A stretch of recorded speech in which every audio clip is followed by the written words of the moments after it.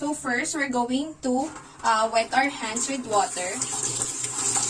And then apply soap to cover hand surfaces. Then rub hands palm to palm.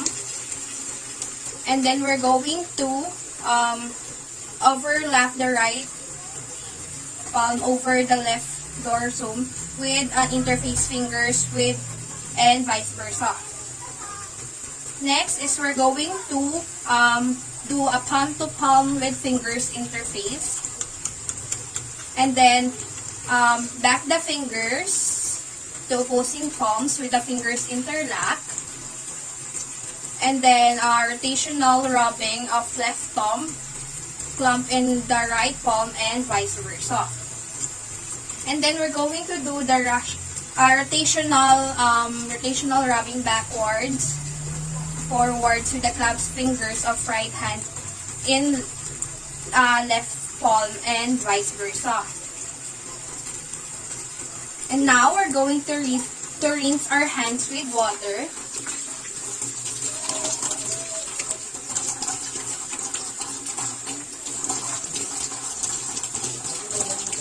And we need to dry our hands thoroughly with a single-use towel.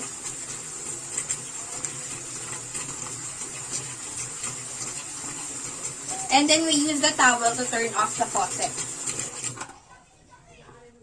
Gown should be properly fitting, permitting adequate freedom of movement. Each limb should be provided with a tight-fitting cuff. This one, gown should be ideally water repellent. So standard of care for surgical gowns are gowns must be free of holes, punctures, and tears. They should be resistant to punctures and tears to prevent microbial contamination of the sterile field and prevent surgical site infection or SSI. Gowns should be resistant to blood and body fluid penetration. They should have microbial and fluid resistant. Intraoperatively, patient body fluids and irrigating solutions come into contact with the gowns. Gowns should be in pervious and fluid resistant to prevent strike-through contamination from microorganisms. Prevention of strike-through contamination reduces the risk of SSI. They should be comfortable and loosely fitting to prevent excess heat built up. So gowns in particular, gowns are composed of reusable woven material, should be free of toxic substances such as dyes and laundry detergent residues. Flame-resistant gowns should be used especially when using lasers, fiber optics, and electrosurgery within the sterile field. The gown should be lint-free, as lint is recognized as a vector for causing SSI. Additionally, airborne lint serves as a medium for transport of microbes. Lint-free gowns minimize airborne contamination and spreading of particles into the surgical wound. It is recommended that woven fabrics with a thread count of 270 to 280 be used as sterile gown material. It is recommended that woven fabrics treated with chemicals to increase the barrier properties be used as sterile gowns. When donning a gown, one should touch only the back surface. If the outside of the gown is touched, it is deemed contaminated and should be discarded. Gowns are folded with the back facing the scrubbed person to facilitate sterile gowning.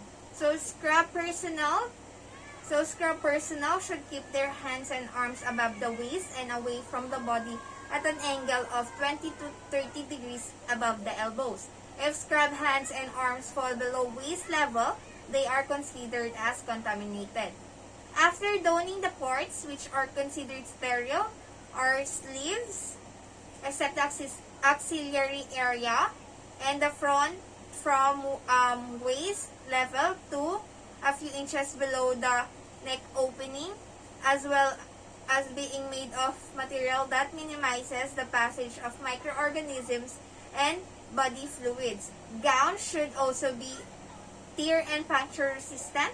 They should be lint-free to reduce particle dissemination into the wound or the environment.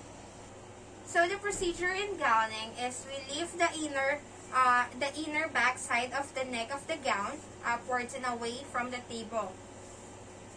Whilst holding at the neckline of the gown is allowed to unfold completely with the inner side facing the wearer. So, this.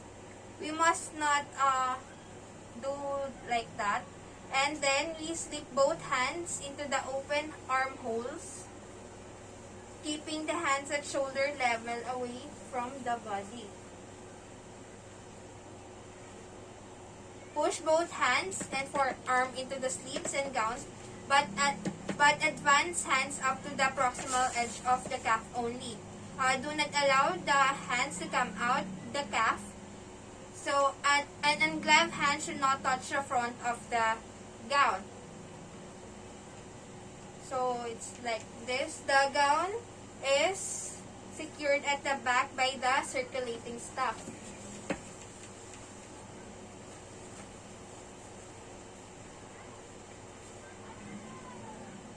So there are rules observed while wearing the sterile gowns and gloves.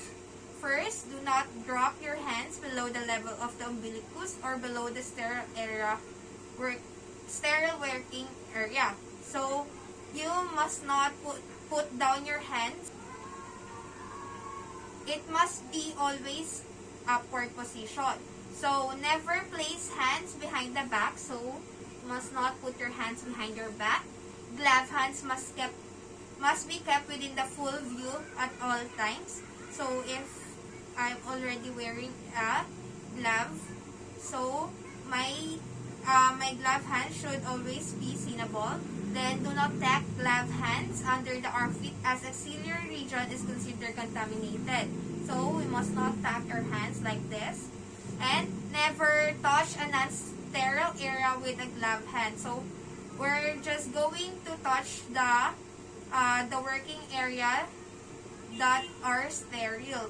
So we must not put our hands, and if there is something missing, we must not look for it and go like down like that and search for that. So there are two types of gloving technique, such as open and closed gloving. Closed gloving is the technique of choice because gloves are handled through the fabric of the gown sleeves, thereby preventing bare hands from coming into contact with the outside of the glove. Double gloving is recommended for all surgical procedures. So now we're going to do an open glove technique. This technique should be used if contamination has occurred at the table.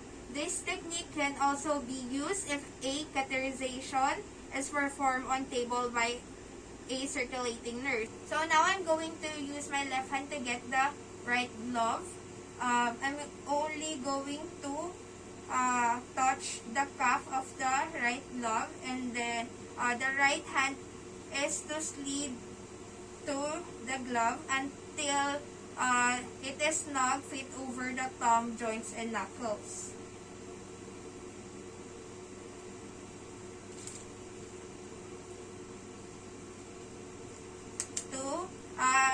We prevent our bare fingers and arm to touch the glove, the sterile gloves to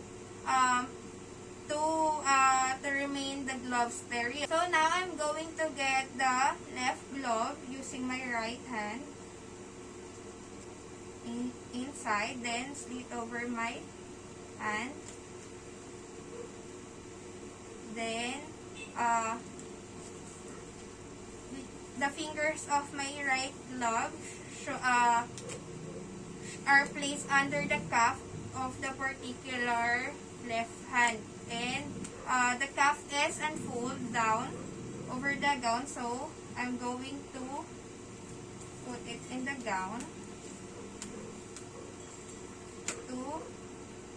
to remain it sterile. During this process, gloves and fingertips should not touch your bare forearms or wrists. So, closed glove technique, hands are advanced into the sleeves of the gown till the cuff is reached.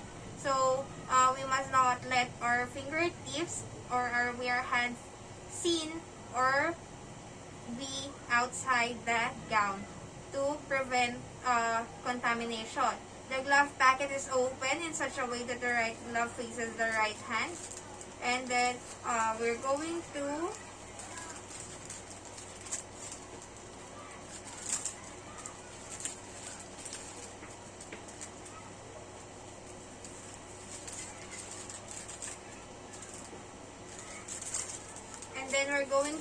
pick up the left glove by its folded cuff edge with the sleeve cover the right hand.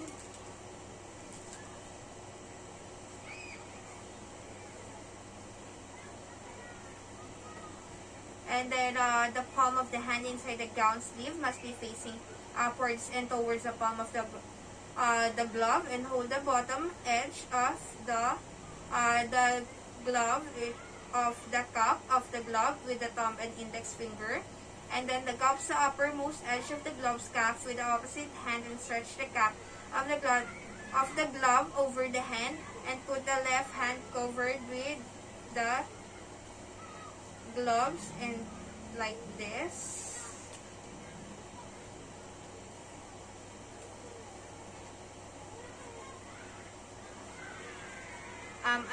Advance your fingers out of the gown sleeve in the cuff, hand covered with the gown sleeve and gown cuff.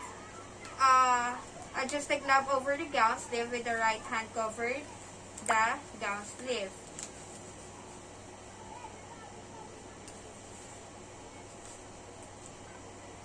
So we do the right glove with a similar manner.